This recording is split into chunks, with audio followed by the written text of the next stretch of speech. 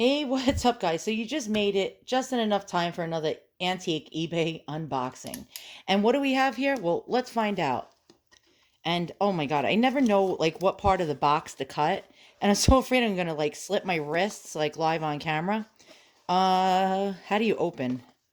I think no. Okay, I'm afraid to like cut it in the wrong spot. But yeah, I think it's right here. Yes, that's gotta be it. Aha. Okay, so I'm not that much of an idiot. And I saw this in the middle of the night. I don't sleep very much. I don't know. I ponder too many things and I stay up way too late and then I find stuff and then I get in trouble because my husband gets pissed off when I spend his money on what he calls useless junk. And I don't want my address to be shown because he wrapped it in an invoice. All right, so let's see what we got and what I just got hollered at from my husband because I'm always getting hollered at. He tells me I'm not allowed to buy anything and then I just do it and then I have no impulse control, if you know what I mean. And oh, cool. Oh, this is a beaut. Okay, so what do we got? We got a chatelaine. And what is a chatelaine? All right, so let's go over that in a second. I'm just going to flip this. Hold on. There we go. So, chatelaine is a French word that I'm probably pronouncing incorrectly because I always pronounce French words incorrectly. And so it's like a chain. So I think it has something to do with suspending something by a chain for a lady mostly because men really didn't do this sort of thing. And they would have something handy. So they would attach it to a piece of their clothing and be hands free. So it was like a hands free type of deal back in the Victorian times. So you see this little hook. Now, generally, most of the time when I collect antique perfume bottles, they'll come with the chatelaine chain attached to it, but no clip or hook. So it's really cool to actually be able to find one with the clip. And this would have actually went into the waistband of a lady's dress.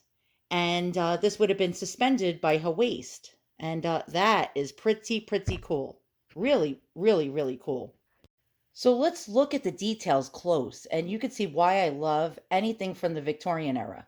So if you zoom in, you're going to see a beautiful cherub with wings, and you see this amazing like filigree work. And look at the like almost like a snowflake like pattern going throughout this piece. It's made from brass, and I'm unsure if the other part of the metal is actually silver, because a lot of time this filigree work would be silver filigree work. And what's really cool is again we have this cherub or this little angel in the center with wings, and a glass bottle is encapsulated or entombed inside this filigree work, and you can see that glass bottle in there. Now that is really amazing. Now a lot of times, like I said, you do not see these pieces with the actual hook. So this makes this piece more special than usual. And I'll show you a couple of other perfume bottles along with this one. Okay, so here's some other Victorian perfume bottles. And so we have this one over here, which is made out of sterling silver. And you see what I mean about the chatelaine chain? So a lot of times you would just get it like this, and you don't generally find the clip attached to it still. 9 times out of 10, you just don't. And so here's a little ring that you would attach to a hook on your waist. And so a lot of times there would be a hook that would be separate from the actual item. So there's the hook. You could see the little hook right there. And it would be a separate piece. So I believe that this, if you unbend that little hook, this bottle could come off of this little hook piece that would attach to the dress. But this piece did not have one. Of course, it did not come with it. It's very rare to get the bottle and the hook. So that's really a cool find. So this one is really cool. It's like a horn, shaped like a horn. And again, we have the chatelaine chain, and it has a screw off top. So you unscrew the top to open it up to get the perfume out or put the perfume in. Here's another one. And this is probably European. And on the top, you have this beautiful cabochon, which is like a turquoise bead. And again, we have some filigree work. And we have the chatelaine chain right there with the bottle encapsulated inside. And you see a beautiful crown. And I believe this may be Austrian or Czechoslovakian.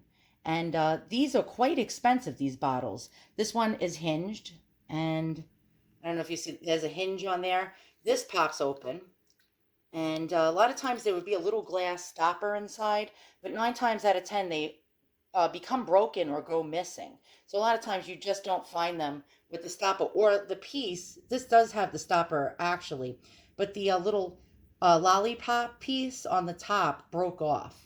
And so you'll never get this piece of glass out of this bottle. So this bottle is just for show. And 9 times out of 10, these old bottles, you're not going to use them to hold any perfume in. Let me show you another example. See, here's a beautiful lay down perfume bottle. Well, I mean, you can have it standing up, but generally it's so top heavy, you see it wobbling as we speak. It could fall over and shatter. But this has a beautiful little rhinestone on the top. It's sterling silver and made out of beautiful hand cut crystal. I don't know if you can see that, but look at the really gorgeous, gorgeous hand cuts. And these were quite expensive. And these will sell, especially in this size. This is actually a large size one. Probably about anywhere between 100 to probably about $225 I've seen them sell for. So this is a quite expensive type of bottle in this size. Now they smell. They sell smaller versions of these in different shapes, sometimes a horn shape like that in glass.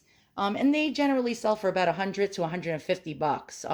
If it's more elaborate, they go for more. Now, the more valuable ones are the ones with the chatelaine chains. Everyone always looks for these old perfume bottles with these little hanging chains. They're quite amusing, and they're not as frequently found. So let's go back to the one I got on eBay.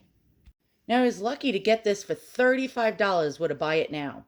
And that sort of luck doesn't happen very often because generally when these type of pieces come on auction, people will spend on eBay a good like $150 to $300 for something like this.